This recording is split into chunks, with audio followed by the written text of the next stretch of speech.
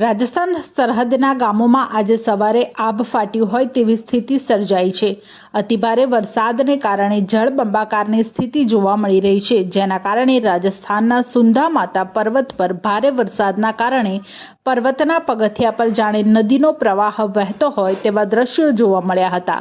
નદીના ધસમસતા પ્રવાહમાં ગુજરાતની એક મહિલા તણાઈ હતી। પગથિયા પર એક મહિલાનો મૃતદેહ મળી આવ્યો છે।